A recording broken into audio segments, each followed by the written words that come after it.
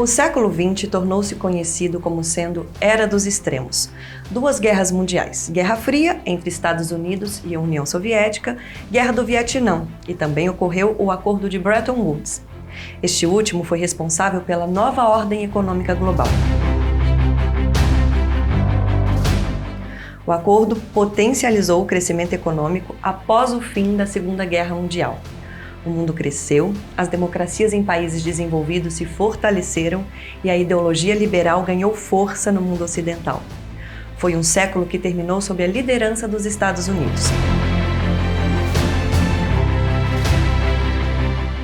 Francis Fukuyama foi além e interpretou este êxito como se o capitalismo democrático norte-americano viesse a reinar sozinho neste século.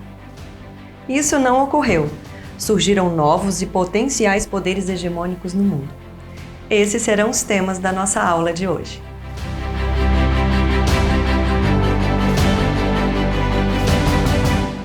E para falar da repercussão econômica que resulta das diferenças que separam comunistas e liberais, contaremos com as valiosas impressões do professor Ernesto Losardo, em nossa aula em formato de entrevista dentro da primeira temporada do curso de formação política do Instituto Índigo, do Partido Social Liberal. O professor Ernesto Losardo é administrador de empresas e economista. É bacharel em administração na New York University, onde se graduou com honra e obteve mestrado em MBA. Formou-se em economia na Columbia University, na cidade de Nova York. Foi bolsista da New York University e da OEA. É membro da Phi Alpha Kappa Honorary Society. O professor Losardo é professor de economia na Fundação Getúlio Vargas de São Paulo. Atualmente, no Sebrae, é assessor da presidência apoiando a implementação do projeto de sua autoria Antecipa Gov. Foi presidente do IPEA, assessor do presidente do BNDES, assessor da presidência da Caixa Seguros, secretário de Planejamento do Governo do Estado de São Paulo, presidente da Prodesp quando criou o Info São Paulo, hoje conhecido como Poupa Tempo, membro de conselho de administração e fiscal de várias empresas de capital privadas.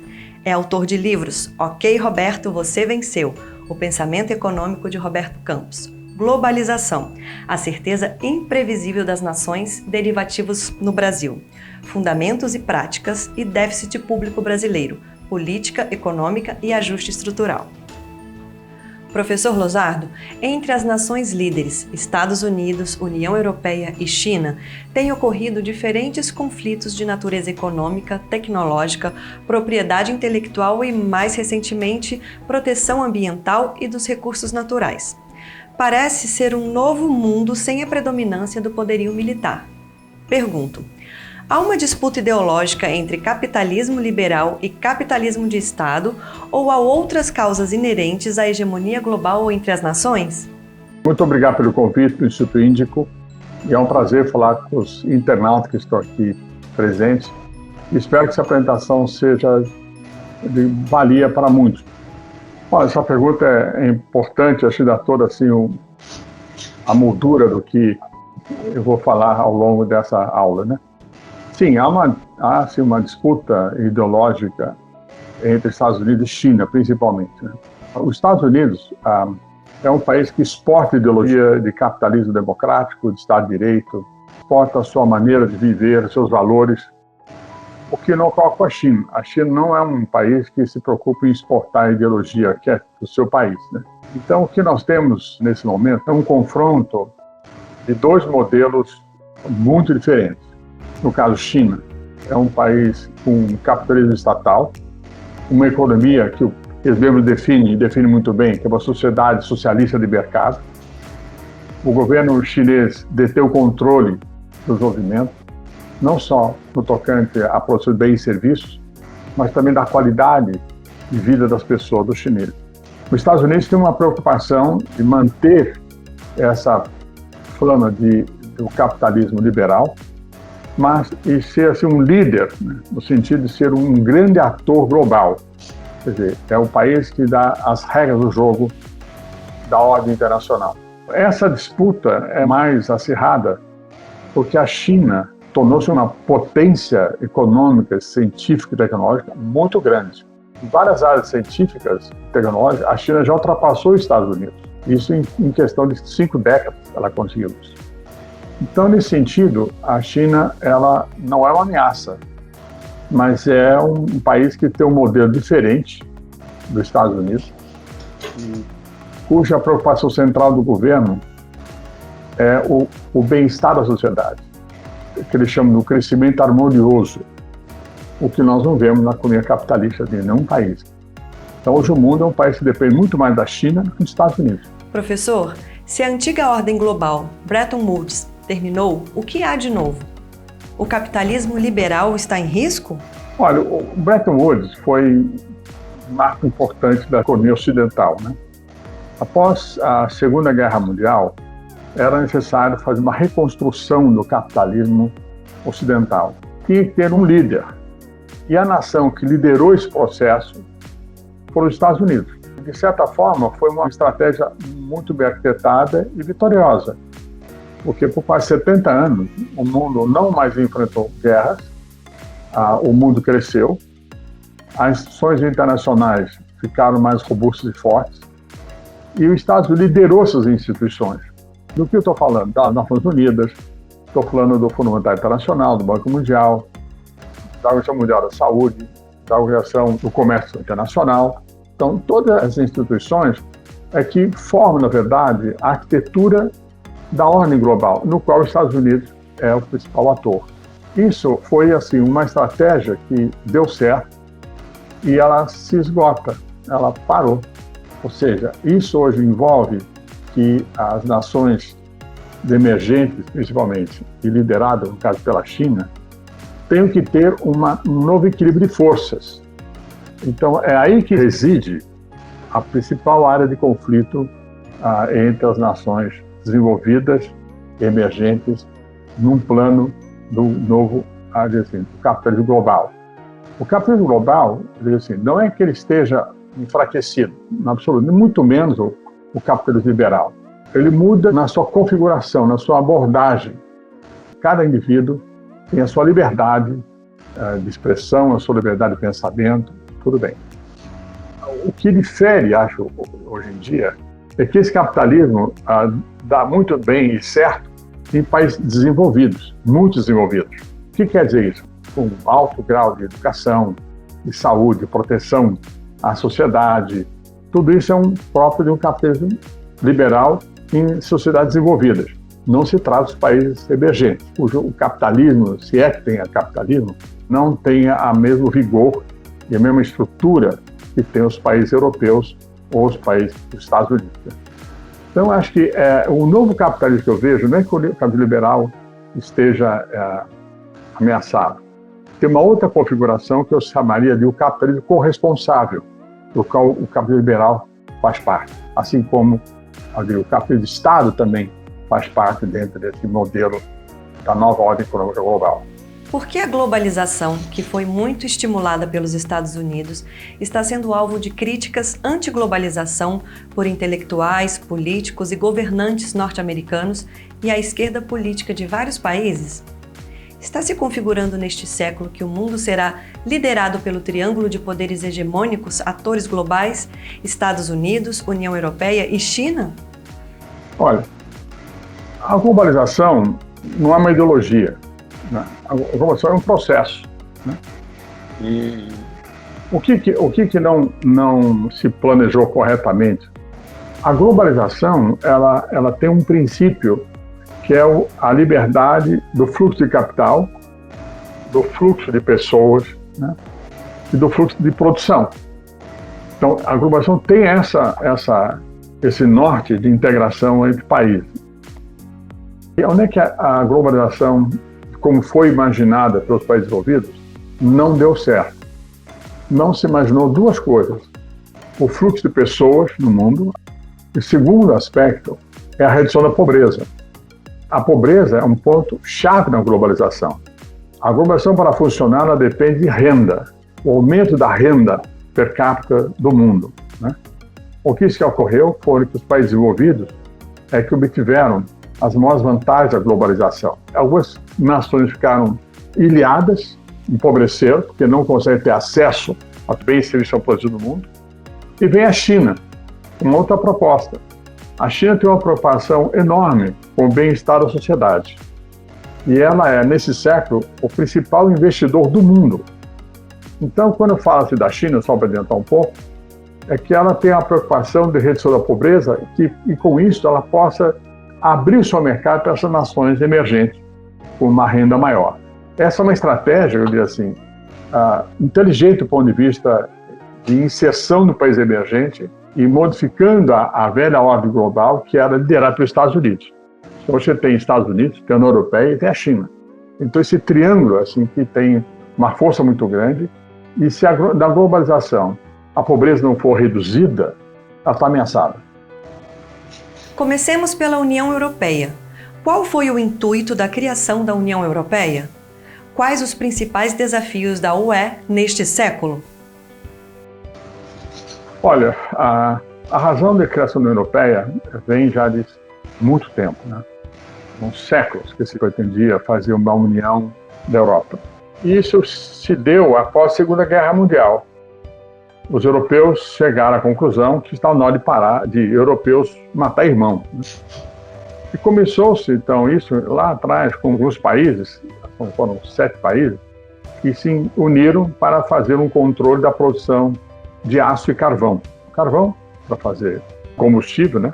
E o aço para que controle sua produção de armas na Europa. A partir daí é que se evoluiu para uma integração comercial e econômica dentro dos países europeus. E hoje temos 27 países já formados uma União Europeia, com liberdade de capital, liberdade de fluxo de pessoas dentro da União Europeia. Então isso é importante e são todos países democráticos. Então são essas 3 condições relevantes. Agora, a União Europeia tem grandes desafios. Ela tem o seguinte, é uma sociedade que está envelhecendo muito, a fertilidade da mulher europeia é declinante e ela está enfrentando um outro problema que é a produtividade da economia europeia. Tá? Vamos dizer assim, ela não acompanha o progresso de produtividade dos Estados Unidos, a não ser a Alemanha, que tem uma produtividade mais elevada no resto da Europa, mas mesmo assim não chega à produtividade dos Estados Unidos. E vem a China, né? Uma evolução enorme na sua produtividade e na sua produtividade. Então a Europa tem o seguinte, ela tem esse dilema, um grande dilema de como escapar de uma possível estagnação econômica no mundo que está se globalizando mais e com a China entrando de forma bastante marcante nessa ordem global e dominando o mercado pela sua produtividade, pelo seu capacidade de investimento e pelo seu próprio consumo interno, né? Então, 1 bilhão e 300 milhões de pessoas. Só para ter uma ideia, a classe média chinesa é exatamente igual à população norte-americana. São 400 milhões de chineses.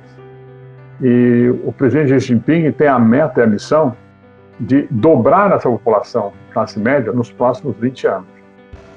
Só vou dar mais um dado que é importante reprisar. Quer dizer, o governo Xi Jinping, na última década, o mandato dele era exterminar com a pobreza, eliminar a pobreza na China. O ano passado, ela foi extinta. Não há mais pobre na China. Então, você veja, é uma dinâmica diferente que você pode ver em países como o Brasil, como a União Europeia, como os Estados Unidos. Então, é um país que tem metas. E isso põe a União Europeia numa situação estratégica muito delicada para o seu futuro. Professor, a China era o gigante adormecido. Acordou. Como entender o fenômeno China? Ela é amiga ou uma ameaça ao mundo ocidental? Olha, essa pergunta é bom a gente esclarecer, sabe? A China passou, no século passado, uma transformação política enorme.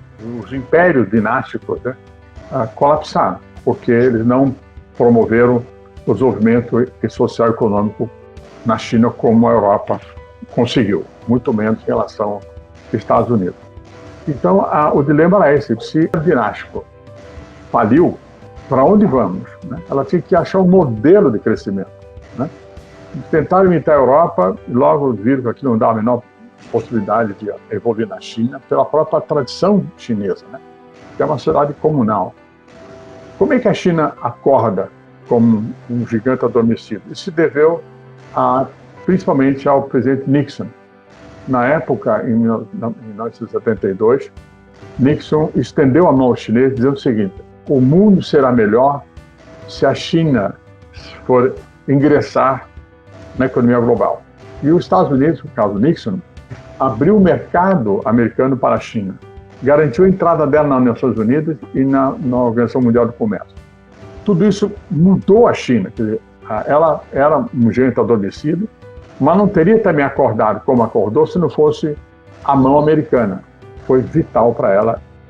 E a China hoje, sem dúvida, uma nação pujante, uma possibilidade de ser, sem dúvida, a nação líder nesse século. Os Estados Unidos são uma potência mundial. No entanto, há quem diga que está perdendo seu poder hegemônico. O que há de realismo nessa dúvida? Olha, são duas coisas que têm que ser consideradas. Primeiro, o seguinte: os Estados Unidos não vai deixar de ser um ator importante nesse século, absolutamente.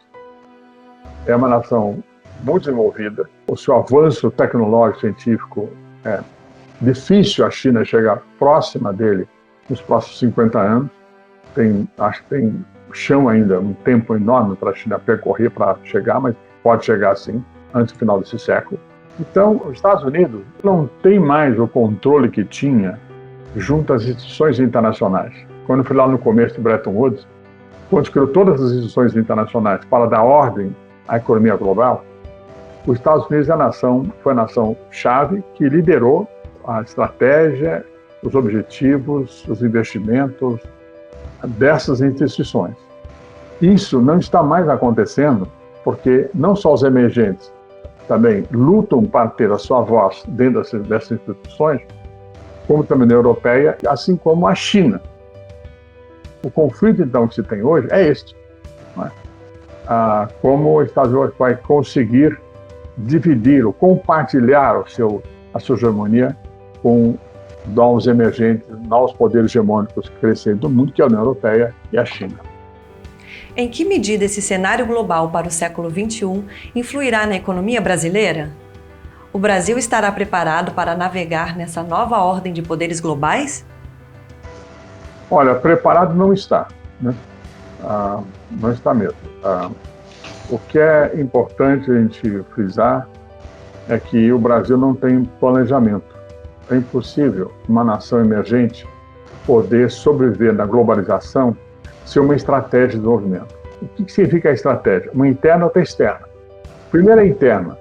Uma estrutura econômico-financeira e fiscal equilibrada que possa, assim, ter recursos privados e públicos para melhorar não só o capital humano, mas todo o desafio que o crescimento nesse século exige, por exemplo, em meio ambiente, infraestrutura, em educação, saúde. Isso requer investimento de capital humano e com qualidade.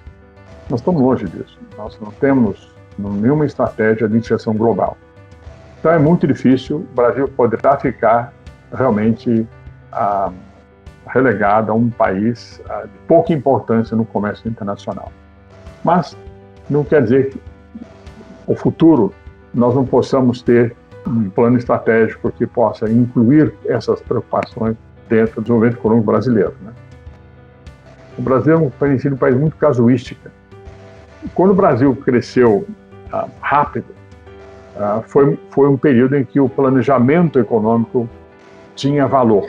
Estou falando aqui do governo Castelo Branco, estou falando assim dos governos militares seguintes, que seguiram certa rota de planejamento. Especialmente Castelo Branco foi um governo que primou pelo planejamento estratégico e tudo isso resultou no que chamamos de milagre econômico. Não foi milagre, né? O Brasil estava preparado e organizado para desfrutar do crescimento econômico global e nós crescemos uma taxa mais de 10% ao ano, né? Tivemos uma taxa de quase 13% no próximo ano de 70. E toda a década de 70 o país cresceu muito, depois despencou. Não teve mais como crescer porque faltou planejamento, faltou oportunidade, faltou estratégia. Acabou e nunca mais voltamos a crescer como crescemos. Então, o Brasil acho que nós temos primeiro, superar essa crise política que está aqui dentro, muito séria, e repensar o Brasil. Planejamentos existem. No IPEA, por exemplo, quando fui presidente do IPEA no governo Temer, nós cuidamos disso. Nós fizemos um plano estratégico de crescimento brasileiro com um projeto brilhante. Participaram quase 80 pesquisadores, parte do IPEA, parte da área acadêmica, na confecção desse projeto. Foi realmente um projeto estratégico de grande valia e ainda os governos que vieram não souberam aproveitá-lo. Do ponto de vista de estratégia de desenvolvimento e de abertura econômica do Brasil, qual o seu entendimento sobre a relação do Brasil com a China, Estados Unidos e União Europeia? Isso é fundamental, né? Não dá para um país crescer espontaneamente sem ter alianças internacionais relevantes. E eu tenho a convicção de que hoje o melhor parceiro brasileiro é a China. A China estabelece projetos de longo prazo, não só na relação comercial, como em outras relações estratégicas internacionais de longo prazo. Então, o chinês, ele assim, é um grande parceiro, poderá ser um grande parceiro, sem dúvida, no sentido de crescer junto com a China nesse século. Na União Europeia, nós temos alguns problemas. A Europa tem seus problemas sérios de desenvolvimento, por conta que eu lhe disse, tem hoje um contingente enorme de pessoas desempregadas, jovens especialmente, que são desempregados. A capacidade da União Europeia de absorver os jovens no futuro é pequena, então isso vai criar uma situação difícil de empregabilidade na Europa. E com o envelhecimento da população, requer dos governos recursos ainda maiores para poder pagar a aposentadoria desses aposentados. Então, é um país que tem um plano de custo interno muito difícil de ser equacionado. Então, o grande desafio da União Europeia hoje é a sua consolidação. Enquanto isso não ocorrer, ela vai ter que lidar com essas ameaças da globalização, liderada hoje pela China, porque ela pode criar desempregos dentro da União Europeia. Então, esse cuidado a União Europeia tem que ter. O Brasil também tem que olhar nesse sentido a Europa como um parceiro, mas não tão relevante como possa ser a China. Com os Estados Unidos, o Brasil tem mantido boas relações, já foi o principal parceiro nosso comercial, mas o Brasil é o seguinte, o Brasil é um país muito instável politicamente, né? Para, de fato, ter uma boa inserção com os norte-americanos, nós temos que assegurar a eles estabilidade política e econômica.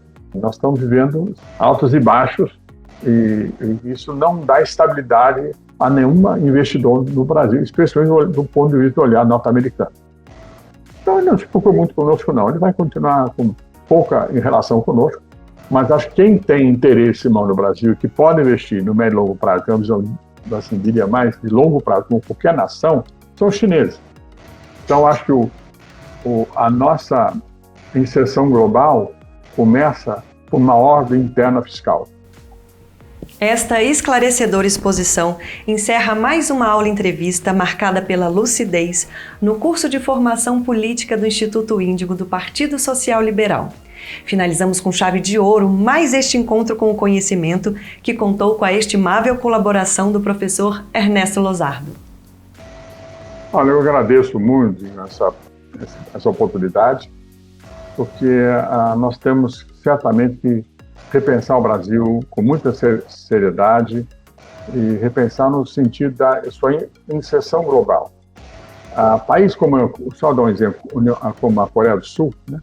A Coreia do Sul, ela, no início do seu desenvolvimento, na década de 70, ela literalmente copiou o PAEG brasileiro. Isso já é sabido, todos nós sabemos disso. E ela foi em busca de dar continuidade do planejamento para o seu crescimento. À época, o Brasil tinha uma renda per capita de $2.200 e a Coreia tem uma renda per capita de $1.900. Em termos de renda per capita, nós somos um pouquinho maior que a Coreia do Sul. No entanto, a Coreia do Sul tem uma renda 5 vezes maior que a nossa per capita e nós continuamos um país ainda fragilizado economicamente e politicamente bastante desintegrado. Então, acho que nós temos que aprender muito com alguns países, mas especialmente a lição do nosso futuro está aqui dentro. Nós não conseguimos ainda criar uma economia dinâmica, uma economia competitiva, com foco na produtividade. não só tecnologicamente, ter mais acesso à ciência, mas também, principalmente, na qualidade do nosso ensino, na qualidade da mão de obra brasileira. Isso é fundamental para o Brasil poder navegar, de alguma maneira, na globalização do século XXI. E com estas palavras enriquecedoras do professor Losardo, nos despedimos na expectativa do próximo encontro na primeira temporada do curso de formação política do Instituto Índigo do PSL. Mas não vá embora, fique mais um pouco e acompanhe a revisão de conteúdo desta aula.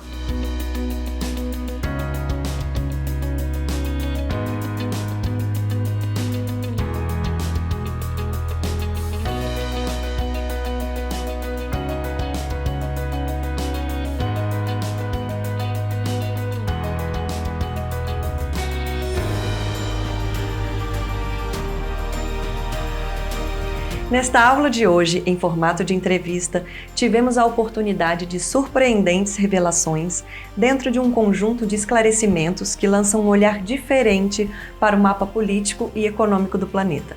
Uma abordagem didática e direta que contou com o brilho do professor Ernesto Losardo numa aula com a leveza de um bate-papo. Nesta narrativa, que abre novos horizontes, passamos a entender como e por que surgiram novos parâmetros para a compreensão dos modelos de socialismo e capitalismo do século XXI. Vamos relembrar os principais pontos desse verdadeiro banho de conhecimento nas purificantes águas da informação analítica.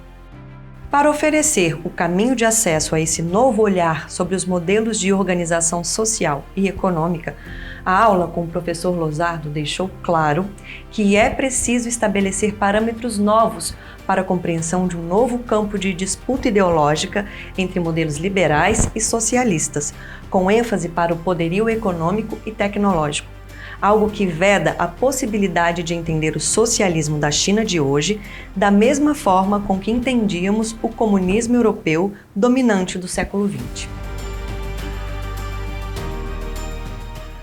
Com o mesmo brilho da sua primeira abordagem, o professor Losardo explica como e por que o modelo capitalista do século XX se esgotou para o surgimento de uma nova percepção liberal de organização social e política do século XXI.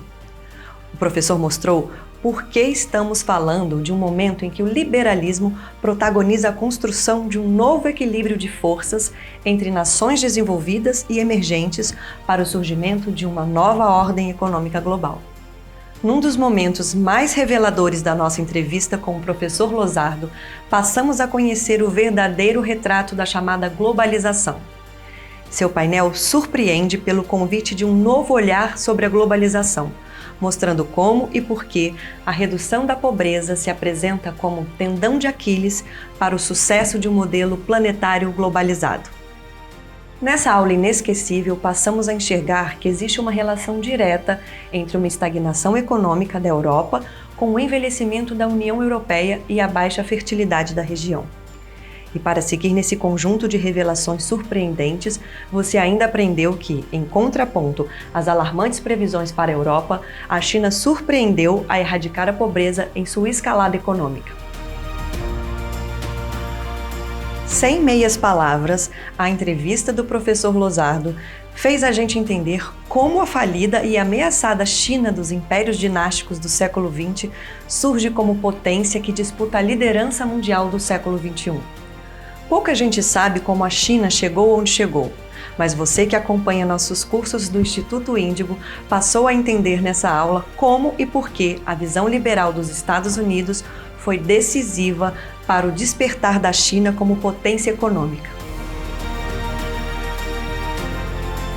Mesmo respeitando os limites da natureza introdutória desta primeira temporada do curso Liberta do Instituto Índigo, o nosso bate-papo com o professor Losardo não deixou de abordar aspectos relevantes para a compreensão das possibilidades de uma nova correlação de forças do planeta numa conjuntura em que o Brasil ainda não se preparou.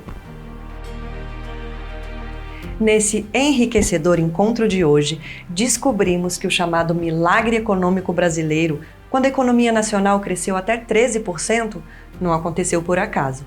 Ficou claro que para o estabelecimento de um ciclo virtuoso para o comportamento da economia, é preciso planejamento estratégico e investimento em capital humano. O professor Losardo entrou no campo do estabelecimento de estratégias de alianças internacionais, nos agraciando com uma exposição que abordou os diferentes tipos e gêneros de parcerias comerciais, apontando a China como a grande opção de negócios para países como o Brasil. Sem deixar de tratar da necessidade de estabilidade política e de controle de contas públicas para a atração de investimentos externos para o Brasil, o professor disseca aspectos relevantes para o exame da conveniência de parcerias comerciais e suas respectivas ressalvas. Para encerrar uma aula de alto nível, a entrevista do professor Losardo ainda fez uma abordagem introdutória sobre o caso de desenvolvimento da Coreia do Sul, que copiou fórmulas brasileiras dos anos de 1970 para, fechando o século XX, conquistar uma distribuição de renda 5 vezes mais rica que a do Brasil.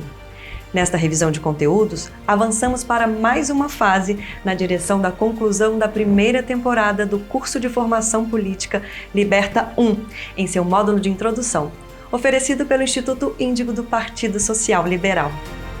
Até a próxima!